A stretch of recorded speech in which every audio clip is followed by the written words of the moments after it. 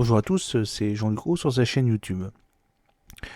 Aujourd'hui, nous allons parler des drones qui sont utilisés à l'échelle industrielle, par exemple par l'Ukraine.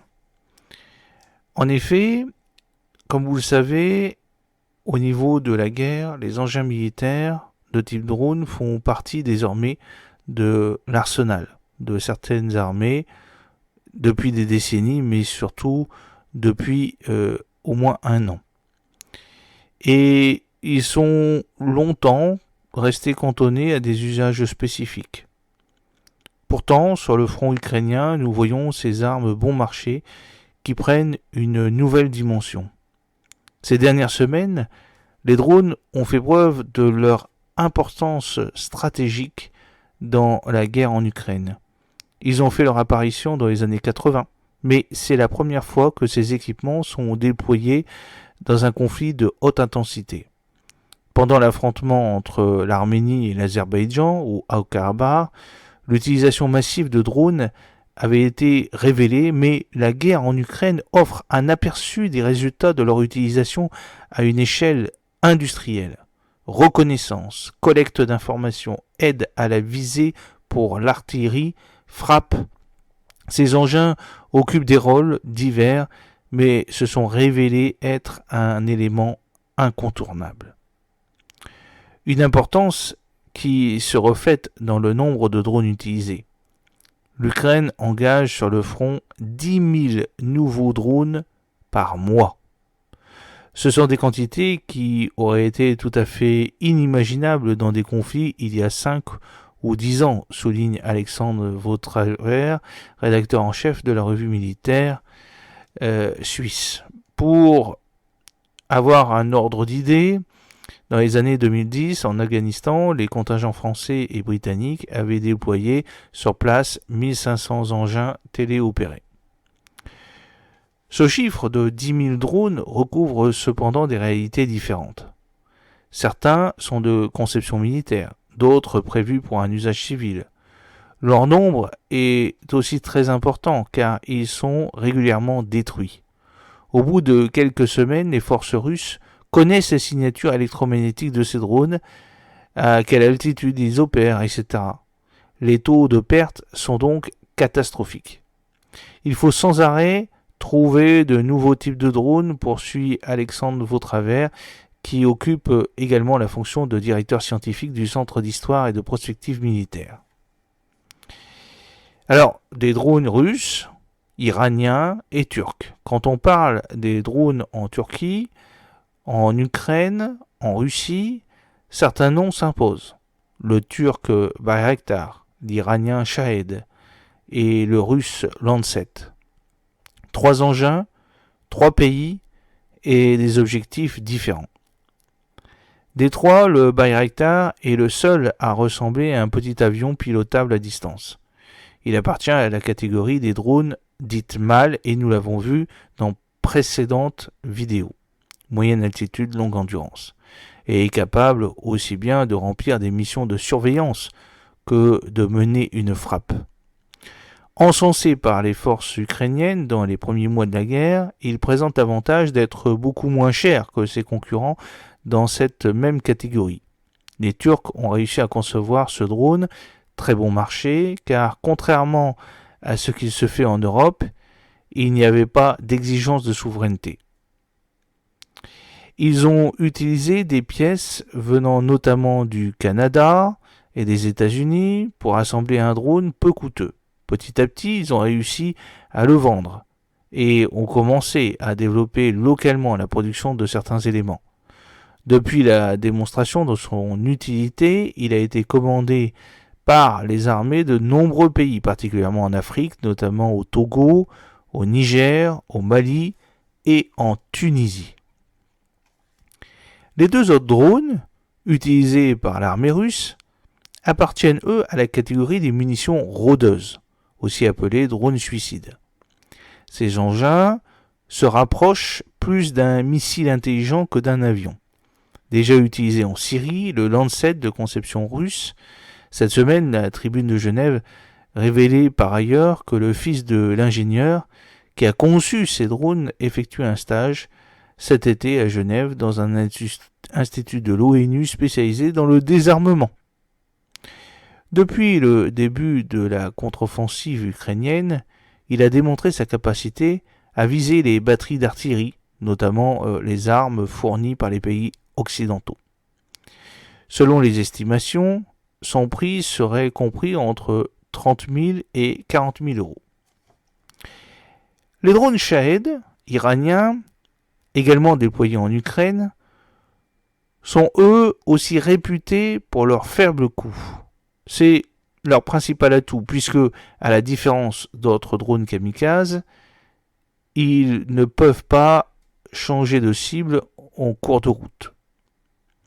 Ces munitions rôdeuses fonctionnent avec des coordonnées préétablies. Une fois en vol, elles sont autonomes. Cela les rend aussi vulnérables aux batteries antiaériennes. Les Iraniens sont capables de produire des drones bon marché en quantité industrielle. Leur qualité n'est pas la question, précise Alexandre Vautravers. Selon des responsables du renseignement américain cités par CNN le 25 juillet, la Russie serait en train de construire une usine de production de ces drones sur son territoire, et nous l'avons vu sur une précédente vidéo. C'est une arme bon marché. Ces trois engins ne représentent pourtant qu'une partie des drones utilisés sur le front ukrainien. Il y a des drones d'observation, qui peuvent être des appareils à usage civil à l'origine, et qui sont également des drones qui peuvent être modifiés.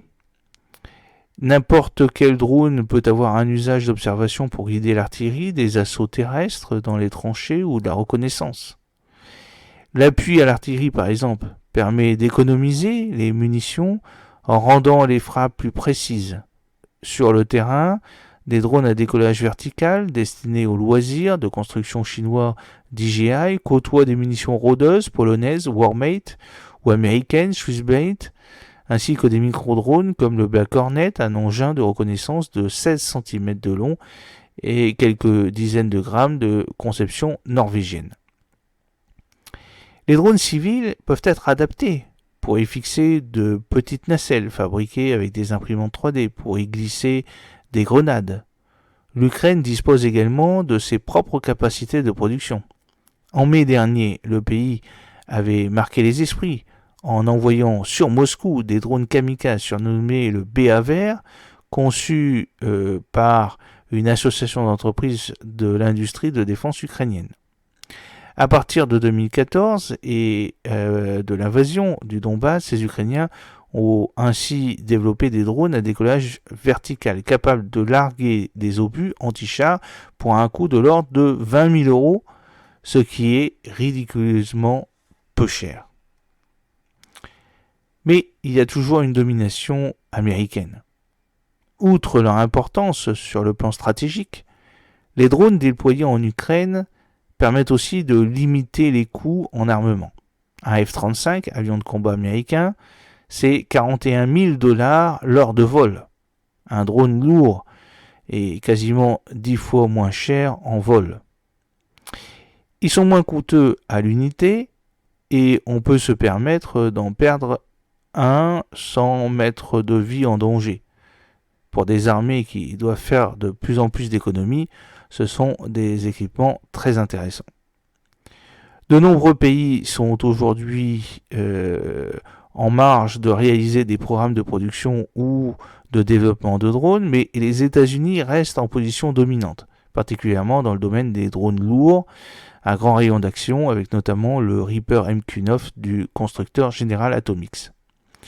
Ce sont les seuls qui maîtrisent vraiment la capacité à piloter des drones à distance via des satellites, affirme Alexandre Vautravers. Les drones israéliens, eux, ont une réputation d'excellence. Dans le domaine, l'Europe ne dispose pas des mêmes capacités, mais n'est pas forcément en retard.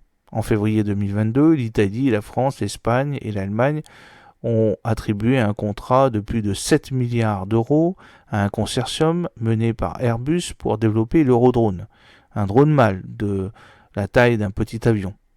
En juin dernier, l'entreprise française Turgis et Gaillard dévoilait au salon de l'aviation du Bourget un projet à peu près semblable, un peu moins gros, la Aroc.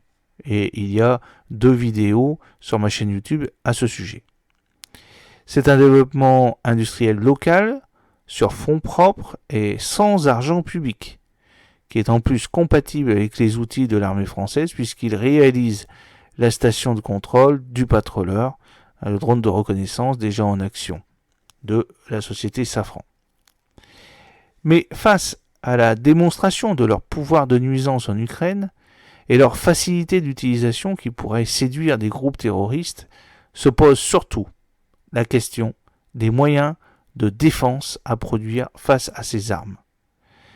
N'importe quel drone peut avoir un usage d'observation pour guider l'artillerie, ne l'oublions pas, et des drones du commerce peuvent être modifiés pour en créer une arme possédant de l'explosif à l'intérieur ou permettant de larguer des munitions comme des obus ou des grenades. N'oublions pas qu'il faudra bien entendu bien se protéger avec des systèmes anti-drones qui existent mais qui pour l'instant ne sont achetés que de manière très parcellaire par l'armée française et par les autorités de notre pays. J'espère que cette petite vidéo vous a plu. N'oubliez pas de cliquer sur le pouce bleu pour la promouvoir, de vous abonner si ce n'est pas encore fait, et de partager cette vidéo sur vos réseaux sociaux. A très bientôt, fidèlement, Jean-Luc Haut.